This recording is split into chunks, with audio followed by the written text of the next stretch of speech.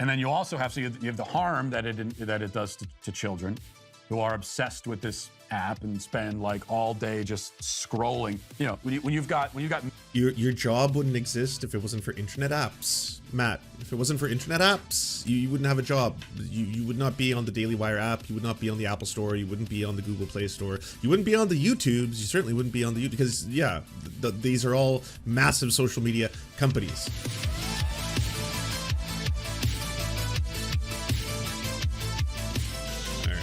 Learn about AOCs for TikTok. Absolutely dootly. And I think I combined this one with the Tucker Carlson TikTok saga. Yeah. Inside, Representative Alexandria Ocasio-Cortez said TikTok should not be banned in her first video on the app on Saturday. The New York Democrat started her video by saying, "This is not only my first TikTok, but it's a TikTok about TikTok. Do I believe TikTok should be banned? No." So she started a TikTok in order to go on TikTok and defend TikTok from all the people who want to ban it in both parties, by the way. Let's watch a little bit of that video. So why would we be proposing a ban regarding such a... Wait, are the Daily Wire, are they team censorship? Like they want to censor TikTok? I thought they were the free speech people. ...significant issue without being clued in on this at all. It just doesn't feel right to me. And additionally, this case needs to be made to the public. We are a government by the people and for the people. And if we want to make a decision as significant as banning TikTok, not Chinese free speech, got it. Or someone believes that there's really important information that the public deserves to know about why such a decision would be justified, that information should be shared with the public as well. Great argument there. It just doesn't feel right. That really is her argument. You can watch the whole video. That's essentially her whole argument. That's not her argument at all. What are you talking about? How do you listen to that and that's your takeaway? Doesn't feel right. Doesn't feel right to me. If you watch the full video, she goes on to talk about, I was actually hoping we would see the full video because I could use it as a reference point on how there should be better regulation on all social media, of which I wholeheartedly agree. Rather than going off TikTok specifically because China bad, why not start to regulate a lot more social media and how social media is capable of selling your data, what it has to do in order to be able to do that. Is there restrictions you can place on that? Is there an ability to make sure that all this data is anonymized, and what is this data going to be sold to? Is it going to be sold to Cambridge Analytica? Is Steve Bannon going to be able to buy it? If he buys it, is he going to be able to use it to be able to sway different forms of elections? Well, I think we should have a discussion about this. And this isn't, broadly speaking, only a TikTok problem. It's all social media. TikTok kind of feels as if you're doing something that is directly going to benefit a bunch of American social media companies, but it's not going to solve the problem. You can't use TikTok in America because it's banned. Kids will use the alternatives. They'll use Instagram Reels. They'll use whatever they can find. And those companies will continue to profit and they'll benefit from not having a major competitor. And they will also benefit in the sense that they don't get any kind of new restrictions on them. You know, at least that's the argument that she'll present to the public. Doesn't feel right. Well, she also says that it's significant. It would be such a significant move to ban TikTok. And I agree, it would be significant in that it would be, you know, it'd be significant in a good way. But it's also not, it's not significant in the way that she frames it. Like it'd be this huge deal, this huge power grab to ban TikTok. It's actually not. It's really a pretty simple equation here. All you have to do is balance. So it's a balancing act. On one hand, you have the harm. Did you think this one out before you started speaking? Or sorry, is this part of the song and dance? You're just ramping up to it. Okay, okay. Harm that TikTok does to the American people, especially to kids. And then you also have the harm that it does to children who are obsessed with this app and spend like all day just scrolling. You know, when you've got your job wouldn't exist if it wasn't for internet apps, Matt. If it wasn't for internet apps, you wouldn't have a job. You would not be on the Daily Wire app. You would not be on the Apple Store. You wouldn't be on the Google Play Store. You wouldn't be on the YouTubes. You certainly wouldn't be on the YouTube because yeah, these are all massive social media companies. Millions of kids who are spending hours a day staring at their phone and just scrolling through like zombies, okay? Not to even mention the content that they themselves are putting on this app that will live in cyberspace and infamy forever. Well, yeah, but a lot of it is probably fun or benign or wholesome. That's a lot of TikTok content, mostly fun, benign, talented, wholesome, skills, music, stuff like that. Like all of that. It's all fun. It's all amazing stuff. Why TikTok specifically though? But because like you should have a problem now with Instagram and Facebook. Oh well, you're quite popular on Facebook. Yee. And YouTube. YouTube has shorts. It's essentially the exact same thing as TikTok. It actually is the exact same thing as TikTok. YouTube has the identical. And you watch this video. I'm watching it on the old YouTubes. We're watching this on YouTubes. You know. So you have that harm, and then you also have the national security concerns, and all the rest of it. So that in one hand. And then you have to balance that against the harm done by banning the app and by saying, okay, there are a million apps you can use, but there's one that you can't. This one's banned. Mm-hmm. Well, what is the harm exactly?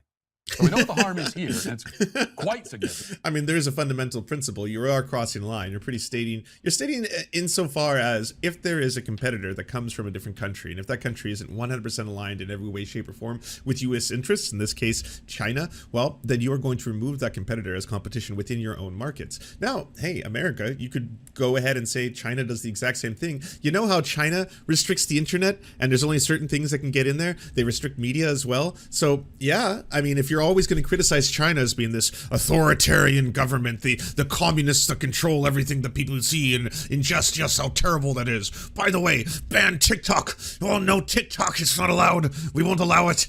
No, it's a potential violation of people's safety and trust. It's like, well, yeah, but so is YouTube, so is Instagram, so is Facebook. They all are. Why don't you rein them all in a certain way? Europe's not like taking steps towards doing that. Europe tries to protect the privacy of its own citizens from the totality of a company that's operating in there. I mean, I can think of nothing more, mighty than you coming together in your government saying, "Hey, we're gonna put some restrictions on this," versus being completely cucked by these companies. Do you want to be cucked by all these companies in China? Like, what's next? Are you going to prevent video games from Tencent? There'll be riots on the streets. Too many properties. You can't do it. You know. What is the harm in this hand that we're worried about? What's the dystopian scenario? It's the one that you complain about all the time, all of you. The right, you nonstop that 1984 cancel culture, Greg Orwell, censorship, blah blah. It could just not be a more extreme version of them. This is a version where there is a government intervention to prevent one of the most popular social media companies, which has hundreds of millions of users, from operating inside America, censoring them. Big government censoring 1984, saying whether or not people are allowed to publish on this platform. You got to think of it like a publishing house, and then all these different artists are able to utilize this publishing house, and they do it so online, and they do so around the world. Well, America will become one of the few countries where they're not allowed to do that. Worst case scenario from banning TikTok. In what way does that hurt us as a country? I know how it hurts us to have it. How does it hurt us to get rid of it? I explained this. You weren't Even listening. She can't explain that. The people defending TikTok can't explain it. And they have. None of them have. I mean, I'm not here to speak positive of multimillionaire CEOs. I'm quite firm in my beliefs on that. But the fact that the CEO of TikTok has become somewhat of a TikTok star in the past couple of weeks, because both of the hearings that are being done, as well as the posts that he has been doing to TikTok and has been explaining, I would say, in terms of CEOs communicating with the general public, infinitely better than I've ever seen a Mark Zuckerberg like speak publicly. Like I was never watching him thinking like, I am now trying my hardest to smile like a human, which is exactly how I hear Mark Zuckerberg whenever I see him. I'm like, this motherfucker is trying to human out, and it's creeping the fuck out of me. The uncanny valley that you experience it instantaneously with Mark Zuckerberg. I can't imagine what spending, like living with him, being married to him, like being around him 24/7. You would always be experiencing uncanny valley. Weird. Laid out, okay, if we do this, here are the ways, boom, boom, boom. I'll lay it out for you, bullet point. Here are the ways that it harms this country, it harms the American people to get rid of it. So, does a lot of harm by having it, does really no harm by getting rid of it. Oh, but what about the millions of people who like it? It's owned by a Chinese company to begin with. So, what's again? So what? Oh, China bad. Sorry, China bad. The problem? There really isn't one. That'll do it for this portion of the show as we move on. Oh, yes.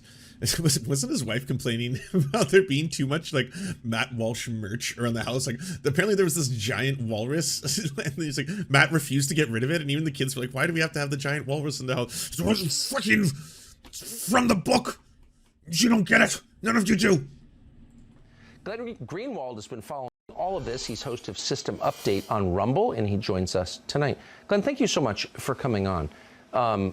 Never thought that we would be in this position. We've criticized TikTok pretty consistently for a number of years now, and certainly the government of China. But this does seem like an effort to make us more like China, not an effort to push back against China. There's so many ironies here. First of all, it's kind of astonishing. I've watched the Republican Party over the last 2 or 3 years, with my support, be very concerned, increasingly so, about the ability of the U.S. government to control what it is that we hear and see and can do. You know what's odd? They're probably going to have the right take on this. I can already tell from the way that Tucker Carlson framed it and set him up for, you know, it's basically like, hey, Glenn, do the thing I want. And it's like, yes, of course, Daddy. And so he did that whole thing where he set him up, and now Glenn is going to do exactly what he wants in order to promote the narrative that Tucker Carlson wants on his show. But I think the narrative here is going to be the banning of TikTok. In essence, well, I mean, it'll certainly have some anti-Chinese and maybe some xenophobia, but the banning of TikTok, in essence, is making us restrict various forms of competition on the internet in the same way that we feel that China does. It seems how Tucker Carlson's already framed it. On the internet, that's what the Twitter files were about. That's what all kinds of controversies were about concerning the 2016 and 2020 election. And now the Republican Party, along with the Democratic Party, wants to give to the Biden administration an extraordinary power, which is to ban social media platforms that Americans are choosing to use. 150 million Americans choose to use TikTok. Maybe we should educate them not to. No one's forcing them to. Some are children, many are adults. You showed some of those.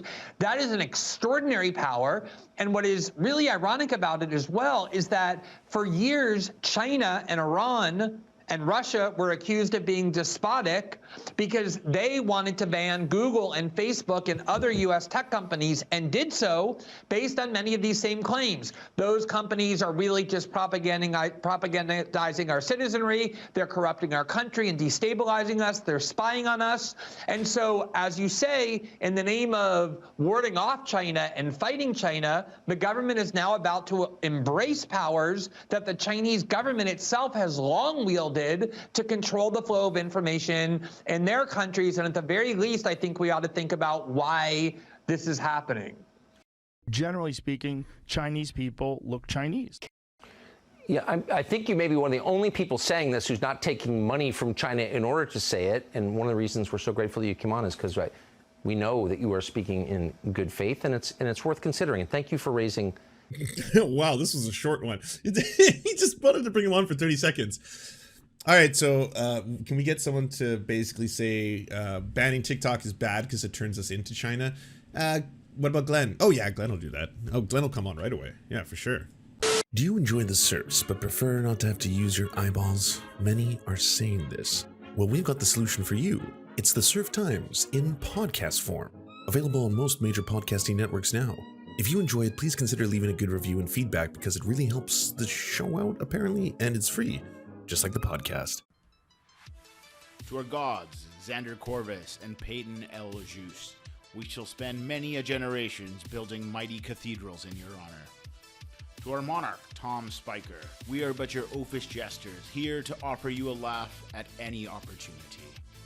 To our brave knights of the Round Table, Rachel K., Izzy Solidarity, Victoria Bell, Sebastian Demmel, Mark Harmon, Benji Arney, Scary Earth Human, Tony, DM Rivera, Resident Scarecrow, Sir Nickus, Cheryl Alvarez, Ruby Kelly, Brandon, Words Greenwood, Everything Important, Hegbert Celine, Matthew Scarborough, Stellar Vision, Ariane McCarthy, Doug Cady, Daniel Sutton, Jenna Tal, Dark Puppy, Quiet One 85, Anna Loves Riley, Omni, Riley and Anna, Poodlehawk, Multimondi, Trevbot EXE, Brian Ephraim, Anthropophojack, Catherine, Ramon Acosta, Incosin, Ralph Parler, Violent Orchard, Political Puppy, La Media Panza, Todd Buckingham, and Todd LaJeunesse. We salute our valiant heroes off to fight injustice everywhere.